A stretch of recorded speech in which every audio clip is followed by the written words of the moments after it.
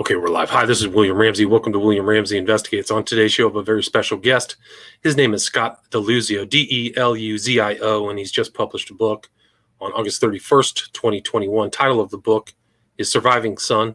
An Afghanistan war veteran reveals his nightmare of becoming a Gold Star brother. And it already has excellent reviews on Amazon. And he can talk more about it. It's a very timely book considering just what's happened this year. But Scott can talk more about that. So, Scott DeLuzio, are you there?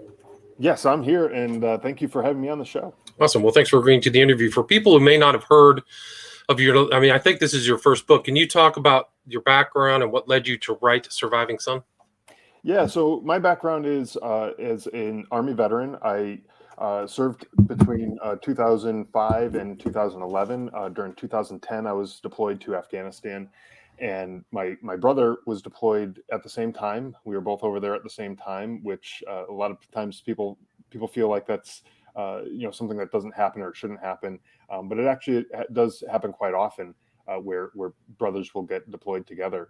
But the unique thing about our story is that my brother was killed in action while we were over there, while we both were deployed over there. And so that's a little bit about kind of me and my background. And after I came home from Afghanistan, I knew that there was a lot of my story that was that should be told, that I wanted to be told.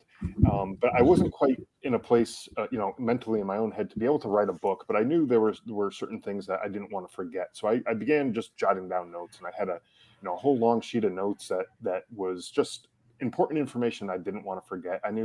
I didn't know if it would end up being a book, but I knew that someday my kids might be interested in what I had to say and what I experienced. And so by writing that stuff down, I wouldn't forget. And then a couple of years ago, it dawned on me that maybe I should write a book. I started realizing all the struggles that a lot of veterans were having, and those veterans were going through a lot of the same things that I went through. And so I said, I wanted to be able to get it out there in front of a lot of people and say, hey, look, there's hope for you too. And so, in addition to the book Surviving Son, I also started a podcast, Drive On Podcast, where I interview other veterans and talk to them about the struggles that they've gone through and how they've overcome them, everything from PTSD to substance abuse and all sorts of different topics, some really in-depth, hard-hitting topics. And we also talk to service providers that will offer services to veterans in addition to the traditional services that you might think of, like through the VA or whatever. So we talk to a lot of those people, and they're all there to really get the message of hope across to veterans. And so where did that really, for you and your brother, where did it all start for you to make that decision to join the military? Yeah, so after 9/11, I think my brother and I both we were both raised in a very patriotic family. And so after 9/11, I was in college at the time, and I almost wanted to just drop out of college right away and just join the military right off the bat. But I ended up staying and finishing my degree. And it wasn't until a couple of years after 9/11 that my brother, he started going to a school, Norwich University, which is a military school. And he ended up joining the Vermont Army National Guard. The school is up in Vermont. And so I got to learn a little bit about the military through him. And so he's my younger brother. So it's kind of, reverse roles there, where he joined first and then I joined after. And so I joined about a year later. And, it's one of those things where if my little brother can do it, I think I probably can do it too. So I kind of had that going for me too. And so you kind of felt challenged maybe by him. And so what was your experience going into the National Guard? Yeah, so going into the National Guard, for anyone, any of the listeners who are not familiar with the National Guard is just like the regular Army, except with the exception that we train 1 week in a month and 2 weeks a year. We're not the full-time soldiers like the active duty soldiers are, but we wear the same uniforms, use the same equipment, all that kind of stuff. We're all part of the same fighting force, and really, I like I said before, I grew up in a patriotic family, and I really wanted to give back and serve my community and my country. And I knew it was at a time where we needed soldiers, and so that's why I joined, and that's why I wanted to serve. And eventually getting deployed to Afghanistan was what I signed up to do. So you intended to go to Afghanistan, right? When you signed up, like you knew you were going to go there. Yeah, and at the time that we signed up in the mid 2000s, like 2005, 2006 kind of time period, you pretty much knew that if you're signing up, and at the time you signed up for like a 6-year contract, you knew at some point during that enlistment that you were going to be deployed. You didn't know, it maybe wasn't going to be that very first year, but at some point you were probably going to get deployed, and I think Right. most people who signed up around then knew that. So. So then it took like 3 or 4 or 5 years for you to finally get sent to Afghanistan. What was that like with the knowledge that you were going to be sent overseas?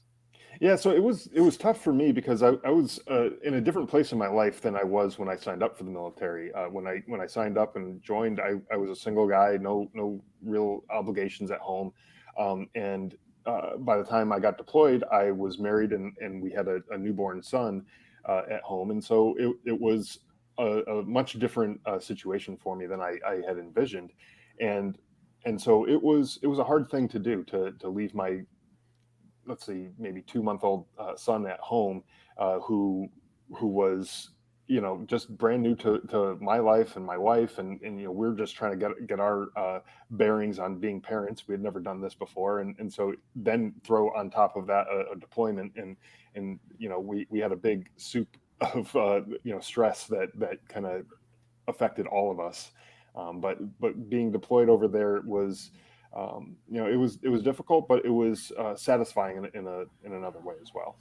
So you were sent. How long did you? Did you show up there in 2010? Is that correct? Yeah, so we started our pre-deployment training in late 2009, like November time frame, November December. We did some training, and then late January into February we left the United States and ended up in Afghanistan early February 2010. And so, what were your first impressions of being in country there?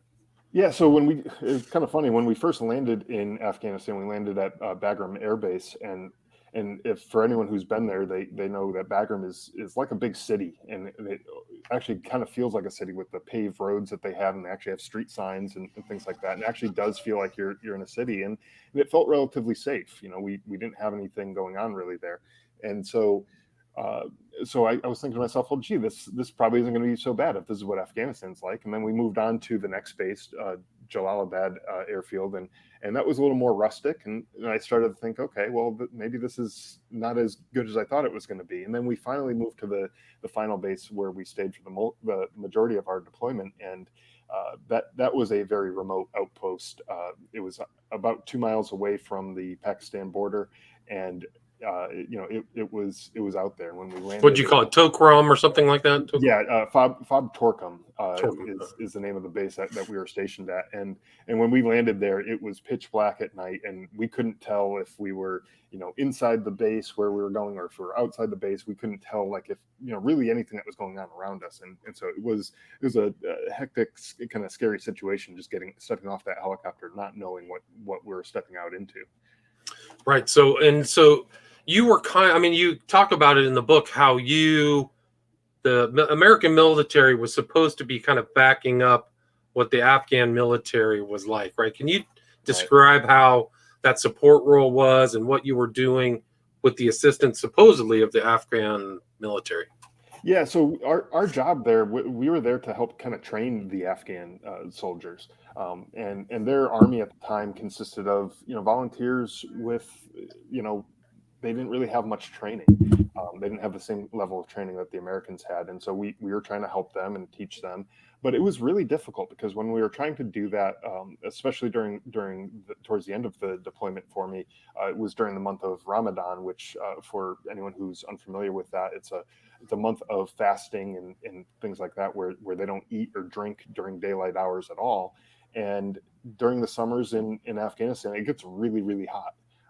It's easily over 120 degrees on a daily basis. And so without eating or drinking, they really didn't want to do too much as far as training and, the going through the drills and the maneuvers and things like that. So it was really hard to get them to do anything.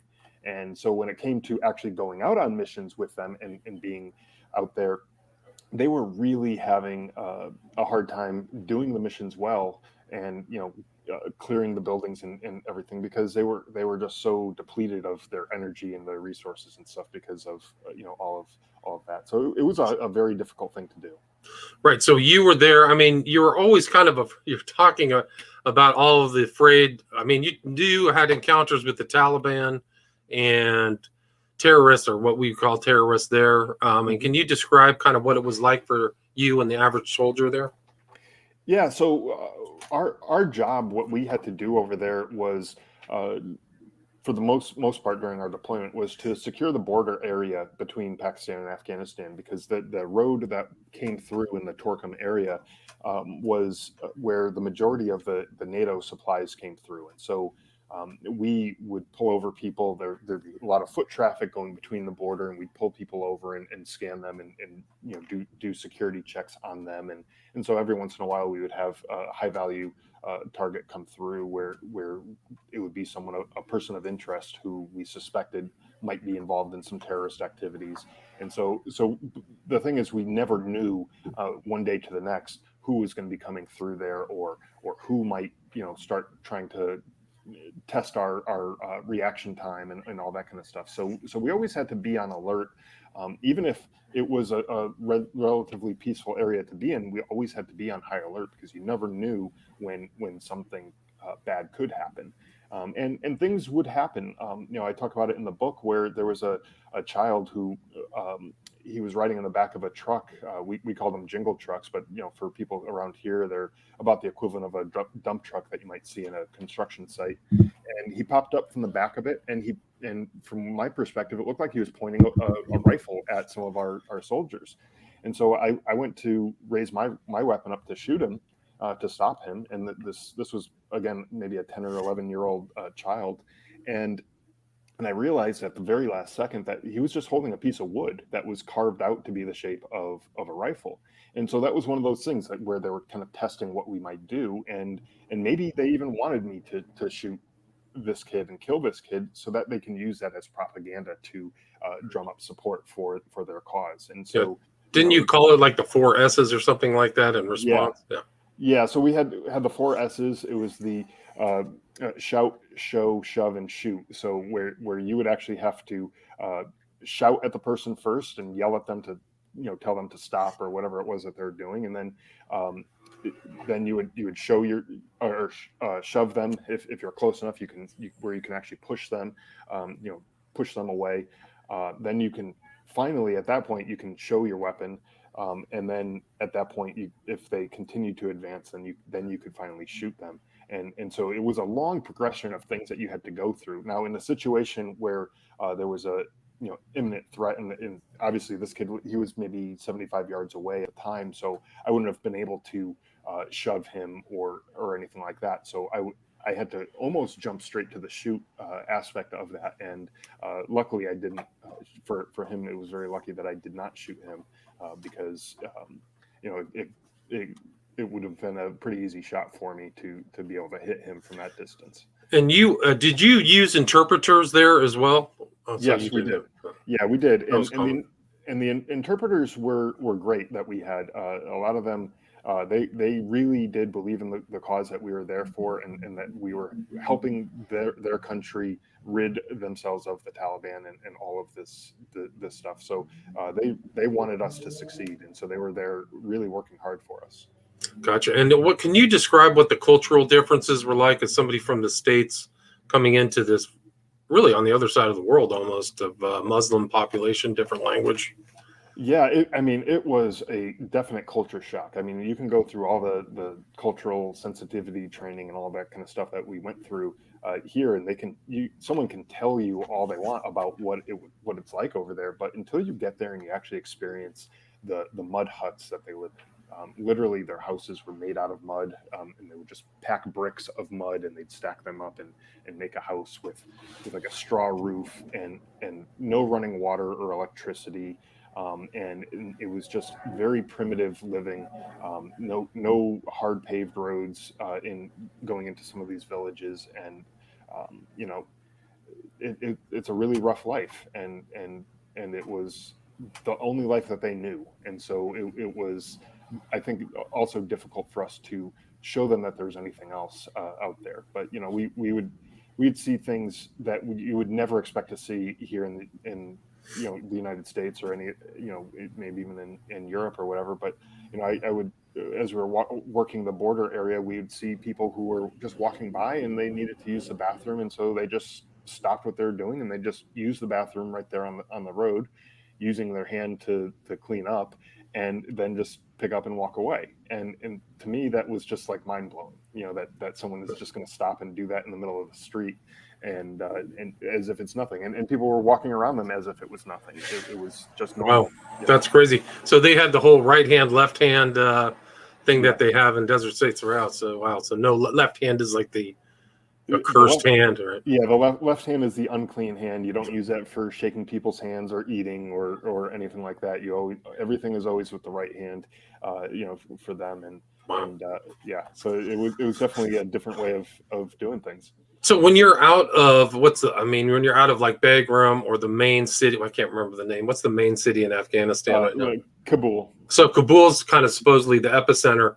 The farther away you get from these main cities, you're really just going back almost in time, like 500 years. Yeah, I mean, it's almost. I mean, if you were to like visualize like biblical times of the way people might have lived way back then, I think it's nearly the same, with the exception of there's some cars, there's some cell phones, and AK-47s, and outside of that, it's very much the same. Not much has changed since then. And what was the attitude, kind of, other than the kind of interpreters or people who were friendly to the U.S.? Did you think that the kind of natives or the rural natives did they have a lot of animosity to the U.S.? What was their kind of opinion of the U.S. military?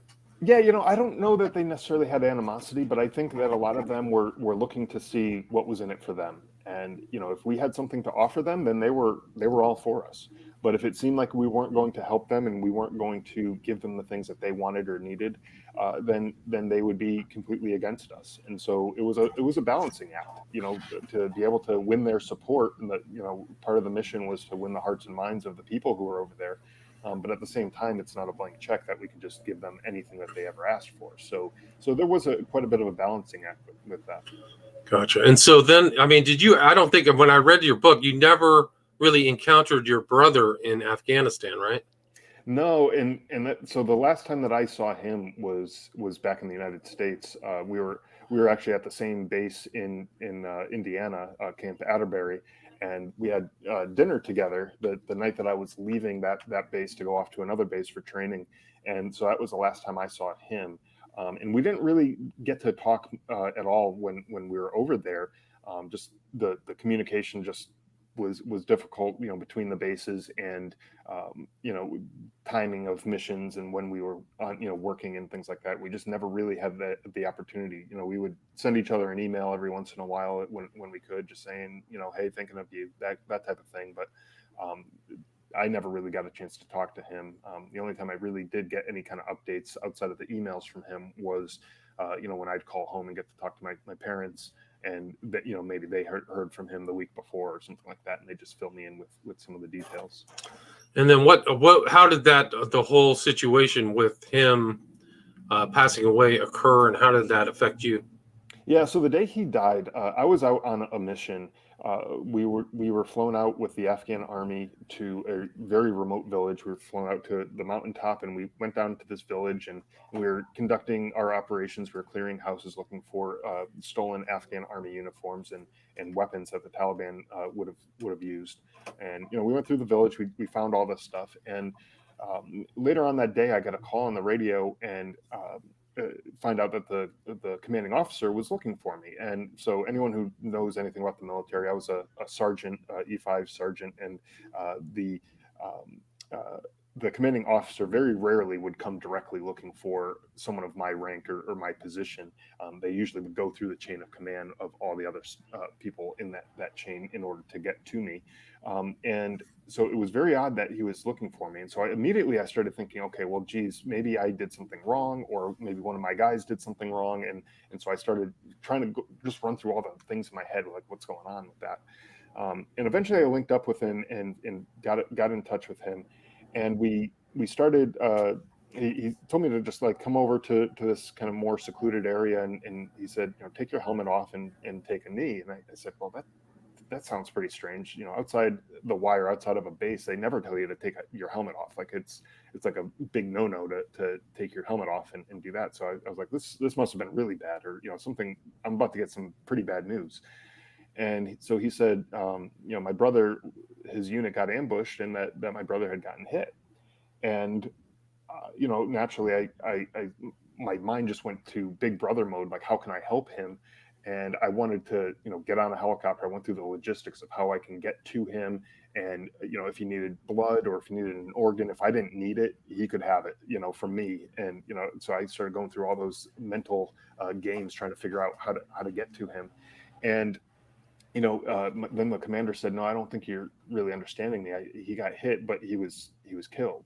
And so all the emotions came flooding out, and I broke down and everything, and it was just such a nightmare to be finding out about it this way in this place and everything, and it was just so terrible.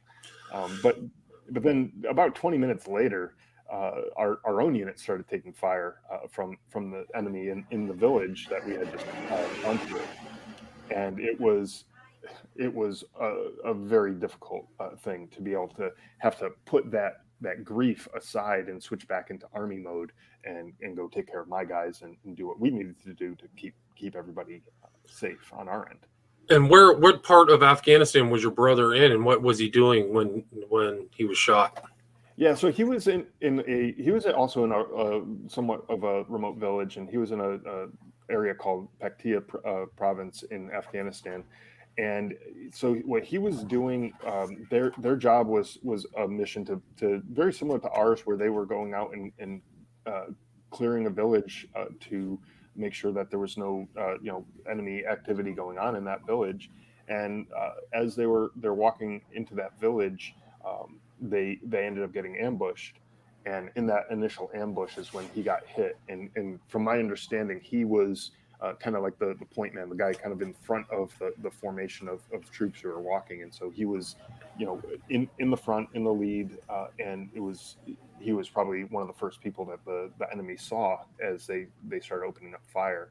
And so that's where he was, and he ended up getting hit, and it was a terrible situation for those soldiers, because not only were they in the middle of a firefight too, but they also had to figure out a way to get his body out of there, because it's one of the things that soldiers uh, agree to is we'll never leave a fallen soldier, and we'll do anything to try to get one of our fallen out.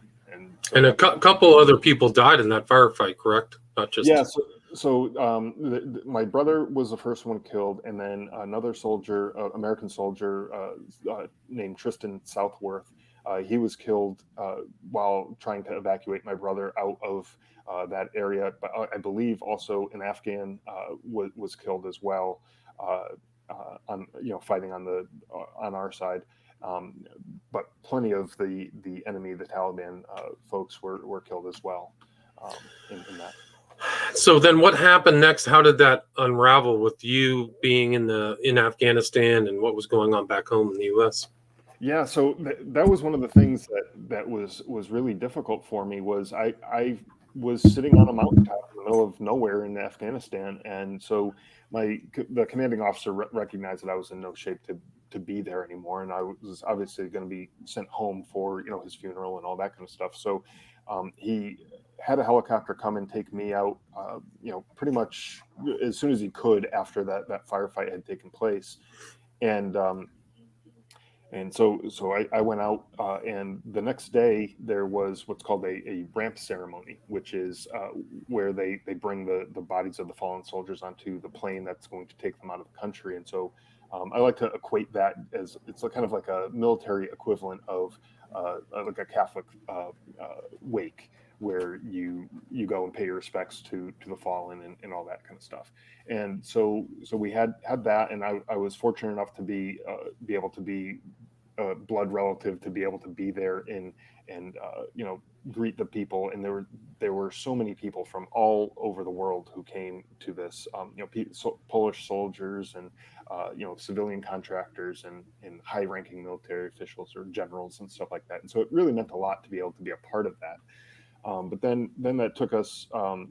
So I ended up getting onto that flight, and that flight took us to Kuwait, and that's where my brother and I parted ways. Where he went on his separate way to go through the processing that his body needed to go through, and I continued on my journey home. And so I was home probably about 2 to 3 days after he was killed. So I was basically plucked right off the battlefield and in my home just a few days later, and it was a tough transition, to not have that kind of a decompression time and being able to process everything that had happened.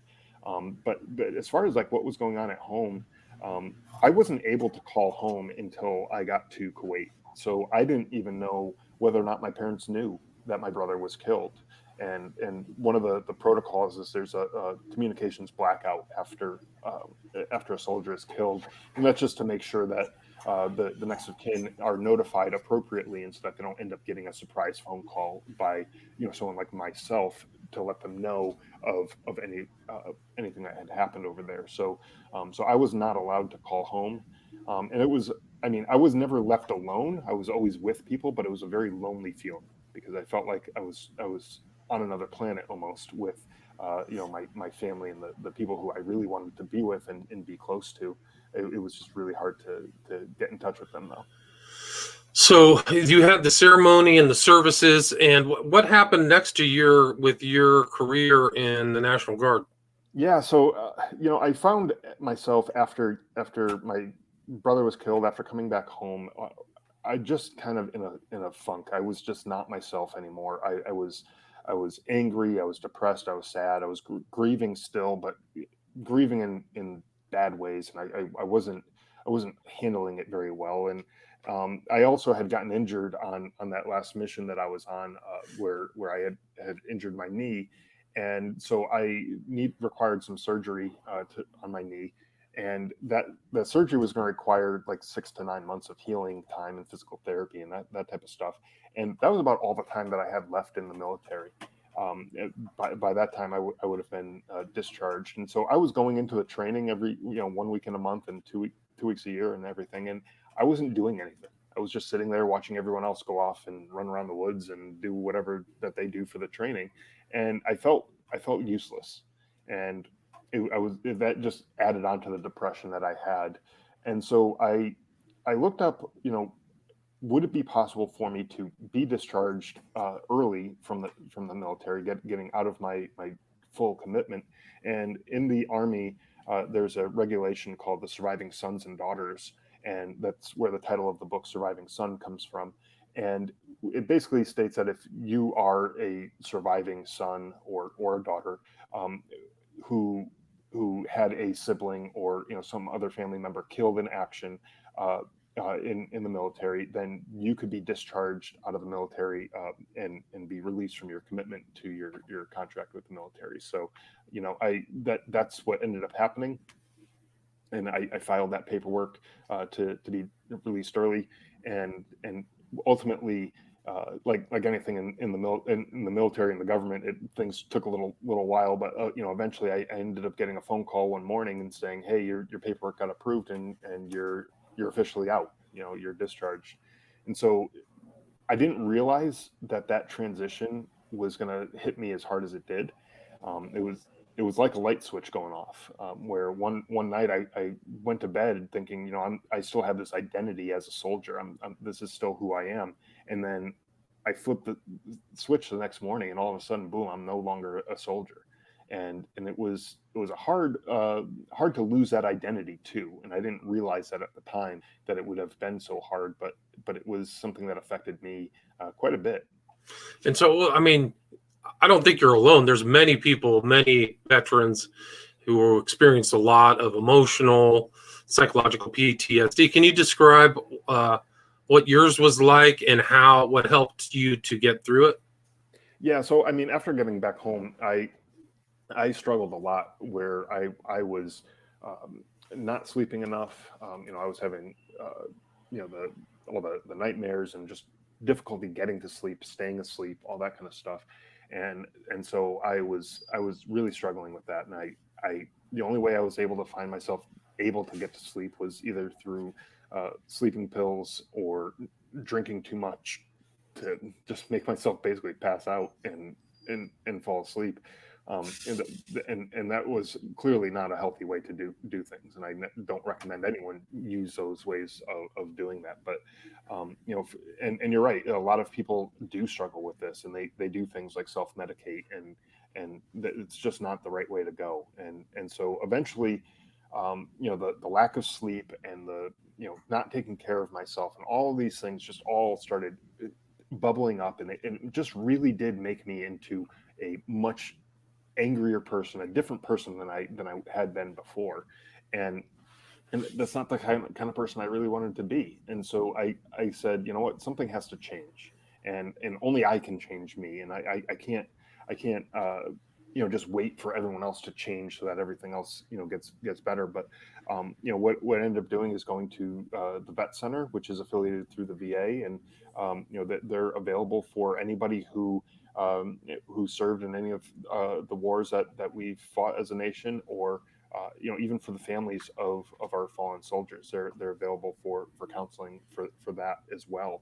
And so, needless to say, I ticked a couple of the boxes that allowed me to use their services, and and so by going into uh, the vet center, I was able to talk about things and process my emotions a little bit better, and get through some of these things, and kind of overcome those hurdles that I was dealing with. Yeah, I've known a couple of people from Iraq who had a lot of lingering problems, like bad nightmares, same type of thing. Kind of Mhm. self-medicated to try to calm their nerves, or what would be shell shock. I think you described that in the book. So yeah, it's a hard thing. Do you still have flashbacks of being in Afghanistan? I do sometimes, like that situation that I described with that child on the back of that truck, pointing the weapon, and that was one of those things that I never really thought of myself as a type of person who could ever harm a child, who could ever, do any kind of harm or damage to a child.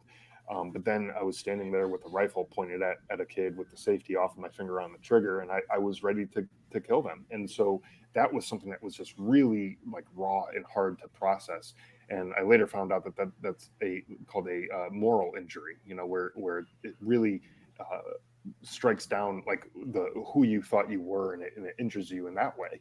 And so I had a lot of problems with that and processing that, but um, I also would relive that experience, and where I would actually feel everything that I felt while I was standing there that day, where I'd feel the pressure of the rifle against my shoulder, and see the things that I saw and smell the things that I smelled, and it really takes me back to being in that place. And those things, they'll happen from time to time where I just will end up in that position, and it's bizarre when it happens. But And what I mean, you kind of feel like the Afghan war was worthwhile, right? Or what's your kind of thought about you being there, the war, and what happened just recently in 2021? yeah, so I feel that there's a lot of people who feel like the war was a wasted effort, and that these lives were lost for nothing, including my brothers. And I talk about this in the book as well. In Surviving Son, I talk about my thought on this is that we took the fight to their backyard. 9/11 happened. Obviously, that was a tragedy. It was a terrible thing, and we never wanted that to happen here again. And so we took the fight over there. And for those 20 years, I think we did a good job at keeping the fight over there, and not having the terrorists be able to rearrange our skylines anymore. We didn't have planes crashing into buildings and causing any kind of destruction on the level of a 9/11. But then I also look at the good that we did for the people of Afghanistan. We allowed them to live in relative peace for those 20 years. Their children got to go to schools. The infrastructure projects, the bridges, the roads, the water, electricity, all those kinds of things that we worked on over there helped to improve the lives of the people who were over there. And yeah, I do wish that, maybe things were done a little bit differently as far as the withdrawal goes. But I really do feel like, we did a lot of good, and I am hopeful for the people of Afghanistan, because some of those children who got an opportunity to go to school, they are now older. They're probably adults and parents of their own kids, and I think it's probably pretty universal that parents are typically going to want better for their children than what they had. And if they had the opportunity to go to school, and then now all of a sudden the Taliban's taking that ability for their children to go to school, I think that's going to probably anger quite a few of these people. And I'm hopeful that it'll light a little fire in them, and it'll give them some desire to push back and fight back against, to change it. Yeah, I mean, they got a taste of freedom, see what it's like now. Now they got no freedom under the Taliban. I mean, they have right. the Islamic version of it, I guess. Where's the best place to buy the book? Do you have it on Amazon, or do you? I don't remember. Do you have like a Kindle version too, right? Yeah, so the book's available on Amazon, paperback and the Kindle version, so you can go there.